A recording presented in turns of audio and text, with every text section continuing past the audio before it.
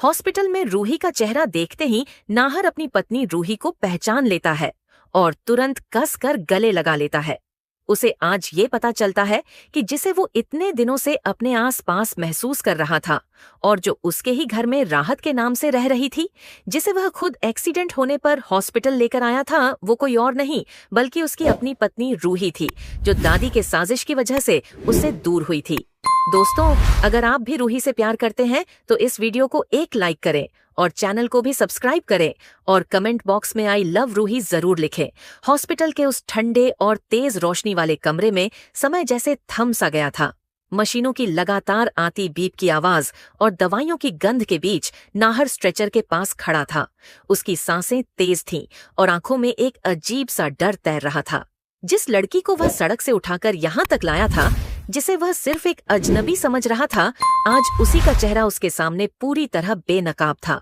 Doctor ने जब उसके चेहरे से ऑक्सीजन मास्क थोड़ा हटाया, दुपट्टा सरका और पट्टी ठीक की, उसी पल नाहर की दुनिया पलट गई।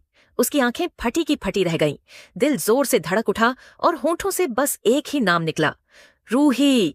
वही आंखें, वही मासूम चेहरा, वही निशान जो उसे सालों से याद था, वही पत्नी जिसे उसने खोया हुआ समझ लिया था। नाहर के हाथ कांपने लगे। उसे यकीन ही नहीं हो रहा था कि जिसे वह इतने दिनों से अपने आसपास महसूस कर रहा था, जो उसके ही घर में राहत के नाम से चुपचाप रहती थी, जो पर्दे में रहती थी, वह कोई और नहीं बल्कि उसकी अपनी पत्नी रूही थी। नाहर खुद को रोक नहीं पाया और अगले ही पल उसने रूही को कसकर गले लगा लिया। उसका सिर रूही के कंधे पर झुक गया और उसकी आंखों से आंसू बहने लगे। डॉक्टर और नर्स एक पल के लिए रुक गए, मानो इस मिलन की गवाही दे रहे हों। नाहर की आवाज भर्रा गई जब उसने कहा कि वह उसे कभी नहीं पहचान पाया, कभी समझ नहीं पाया कि किस दर्द में वह जी रही थी। उसे याद आने लगा कि कैसे पिछले कई दिनों से उसके दिल में एक अजीब सी बेचैनी रहती थी, कैसे वह घर में किसी की मौजूदगी महसूस करता था, कैसे राहत की आंखें उसे हर बार जानी पहचानी सी लगती थीं, लेकिन दिमाग दादी की बनाई हुई सच्चाई में इतना उलझा था कि वह सच देख ही नहीं पाया। आज उसे एहसास हुआ कि दादी की साजिश कितनी गहरी थी, कैसे उन्होंने रूही को नाहर की जिंदगी से दूर करने के लिए उसकी पहचान तक छीन ली थी। उसे मजबूर किया था कि वह उसी घर में एक परछाई बनकर जिए। नाहर को अपने बीते हुए दिन याद आने लगे, जब रूही पहली बार उस घर की बहू बनकर आई थी। उसकी सादगी, उसका प्यार, उसका हर किसी के लिए आदर, सब कुछ दादी को खटकता था। दादी को रूही कभी पसंद नहीं आई। उन्हें लगता था कि रूही नाहर के लायक नहीं है, कि वह उनके खानदान की शान नहीं बढ़ा सकती। धीरे धीरे दादी ने घर में जहर घोलना शुरू किया, रूही पर झूठे इल्जाम लगाए, उसकी हर बात को तोड़ा मरोड़ा और एक दिन ऐसी परिस्थिति बना दी कि नाहर और रूही के बीच गलतफहमियों की दीवार खड़ी हो गई।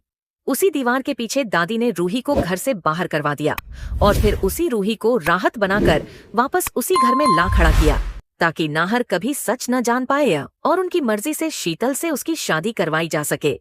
हॉस्पिटल के उस कमरे में बैठे बैठे नाहर को अपनी हर गलती साफ दिखाई देने लगी। उसे याद आया कि कैसे उसने रूही की चुप्पी को उसकी गलती समझ लिया था, कैसे उसने कभी यह जानने की कोशिश नहीं की कि वह किन हालात में घर छोड़कर गई थी। आज जब उसने रूही को बेहोशी में भी दर्द से कराहते देखा, जब उसने उसके माथे पर पट्टी और हाथों में सुई देखी, उसका दिल टूट गया। वह बार बार खुद से यही कह रहा था कि काश उसने एक बार भी अपने दिल की सुनी होती, काश उसने दादी की बातों पर आंख मूंद कर भरोसा न किया होता।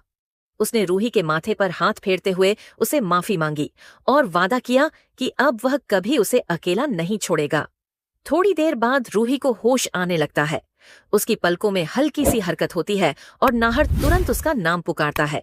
रूही की आंखें खुलती हैं और सामने नाहर को देखकर वह रो पड़ती है। उसके दिल में जमा सालों का दर्द आंसुओं के रूप में बह निकलता है।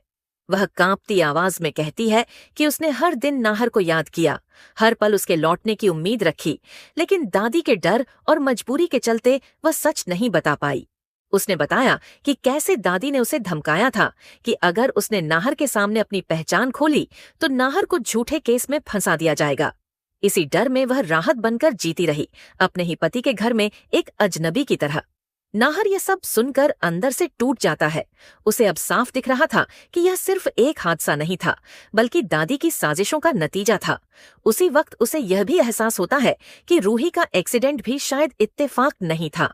दादी और शीतल की जल्दबाजी, उनकी घबराहट, उनके फोन, सब कुछ अब उसे जोड़ता हुआ सा लगने लगा। नाहर मन ही मन ठान लेता है कि अब वह चुप नहीं बैठेगा। वह रूही को भरोसा दिलाता है कि अब सच सबके सामने आएगा, चाहे इसके लिए उसे अपने ही परिवार के खिलाफ क्यों न खड़ा होना पड़े। हॉस्पिटल में जब दादी और शीतल को यह खबर मिलती है कि रूही होश में आ चुकी है और नाहर उसके साथ है, तो दोनों के चेहरे उड़ जाते हैं। दादी को पहली बार लगता है कि उनका बनाया हुआ खेल अब उनके हाथ से निकल रहा है। शीतल, जो अब तक खुद को नाहर की होने वाली पत्नी समझ रही थी, डर के साए में आ जाती है। उसे एहसास हो जाता है कि अगर रूही पूरी तरह ठीक हो गई और सच बोल दिया तो उसकी सारी चालें उजागर हो जाएंगी। कुछ दिनों बाद रूही की हालत में सुधार होता है और डॉक्टर उसे घर ले जाने की इजाजत दे देते हैं। नाहर रूही को उसी घर में वापस लाता है जहां से उसे कभी बेइज्जत होकर जाना पड़ा था। इस बार रूही राहत नहीं, बल्कि नाहर की पत्नी बनकर उस दहलीज पर कदम रखती है। नाहर पूरे घर के सामने दादी से सवाल करता है और रूही की पूरी सच्चाई सबके सामने रख देता है। घर में सन्नाटा छा जाता है। दादी के पास कोई जवाब नहीं बचता और शीतल की आंखों में डर साफ झलकता है। रूही अब पहले जैसी कमजोर नहीं थी। उसने नाहर का हाथ पकड़कर साफ कहा कि अब वह अपने हक के लिए चुप नहीं रहेगी। नाहर भी ऐलान करता है कि वह रूही के साथ खड़ा है और किसी की भी साजिश अब उनकी जिंदगी बर्बाद नहीं कर पाएगी। दादी पहली बार खुद को अकेला और हारता हुआ महसूस करती है, क्योंकि उनका सच सबके सामने आ चुका होता है। कहानी का अंत एक नए सवेरे के साथ होता है, जहां नाहर और रूही एक दूसरे के साथ खड़े होते हैं। दर्द, धोखा और साजिश के बाद भी उनका प्यार जीत जाता है। हॉस्पिटल के उस एक पल ने नाहर की आंखें खोल दी थीं और उसी पल से मन सुंदर की कहानी ने एक नई दिशा ले ली थी, जहां सच, प्यार और हिम्मत ने हर साजिश को मात दे दी थी। रूही के घर लौटने के बाद हवेली की हवा ही बदल चुकी थी। जो दीवारें कभी उसकी चुप्पी की गवाह थीं, अब उन्हीं दीवारों के बीच उसकी सच्चाई गूंजने लगी थी। नाहर हर पल रूही के साथ रहता, कभी उसका हाथ थामे, कभी उसकी दवाइयों का ख्याल रखते हुए, मानो बीते हुए हर लम्हे की भरपाई करना चाहता हो। रूही भी धीरे धीरे खुद को संभाल रही थी, लेकिन उसके भीतर के जख्म अभी भी ताजा थे। कई रातें ऐसी आती जब वह नींद में चौंक कर उठ जाती। दादी की धमकियों और अपमान की आवाजें उसके कानों में गूंजने लगतीं और ऐसे हर पल में नाहर उसे सीने से लगाकर यही कहता कि अब वह सुरक्षित है, अब कोई उसे नुकसान नहीं पहुंचा सकता। घर के दूसरे कोने में दादी की बेचैनी बढ़ती जा रही थी। उन्हें एहसास हो चुका था कि नाहर अब उनके काबू में नहीं रहा और रूही का लौटना उनके बनाए हर प्लान को बिखेर सकता है। फिर भी दादी ने हार मानने से इनकार कर दिया। उन्होंने शीतल को अपने पास बुलाया और उसे समझाया कि अभी भी खेल खत्म नहीं हुआ है, अभी भी नाहर को रूही के खिलाफ भड़काया जा सकता है। शीतल बाहर से हामी भरती रही, लेकिन उसके भीतर डर घर कर चुका था। उसे लगने लगा था कि दादी के साथ खड़े रहना अब उसके लिए भी खतरे से खाली नहीं है, क्योंकि नाहर की नजरें अब हर झूठ को पहचानने लगी थीं। इसी बीच रूही ने पहली बार हिम्मत जुटाकर नाहर को पूरी कहानी विस्तार से सुनाई। उसने बताया कि कैसे दादी ने उसे अकेले में बुलाकर कहा था कि अगर वह नाहर की जिंदगी से खुद पीछे नहीं हटी तो वे नाहर पर ऐसे इल्जाम लगवाएंगी जिनसे उसकी पूरी जिंदगी बर्बाद हो जाएगी। रूही ने यह भी बताया कि कैसे उसे घर से निकाले जाने के बाद आर्थिक और मानसिक तौर पर तोड़ा गया, कैसे मजबूरी में उसे उसी घर में राहत बनकर काम करना पड़ा, सिर्फ इसलिए ताकि वह नाहर के आसपास रह सके और उसकी सलामती देख सके। ये सब सुनकर नाहर का गुस्सा अब पूरी तरह आग में बदल चुका था। नाहर ने फैसला किया कि अब यह लड़ाई सिर्फ भावनाओं की नहीं, बल्कि इंसाफ की होगी। उसने एक वकील से संपर्क किया और दादी की साजिशों से जुड़े सबूत इकट्ठा करने शुरू कर दिए। पुराने नौकर, कुछ रिश्तेदार और यहाँ तक कि कुछ दस्तावेज भी सामने आने लगे, जो यह साबित करते थे कि रूही को जानबूझकर घर से निकाला गया था। नाहर को अब यह भी समझ में आने लगा था कि रूही का एक्सीडेंट महज एक हादसा नहीं, बल्कि किसी की जल्दबाजी या लापरवाही का नतीजा हो सकता है, जिसकी जड़ें उसी साजिश से जुड़ी थीं। जैसे जैसे सच सामने आता गया, दादी का आत्मविश्वास टूटने लगा। घर के सदस्य, जो कभी दादी की हर बात को आखिरी सच मानते थे, अब सवाल पूछने लगे थे।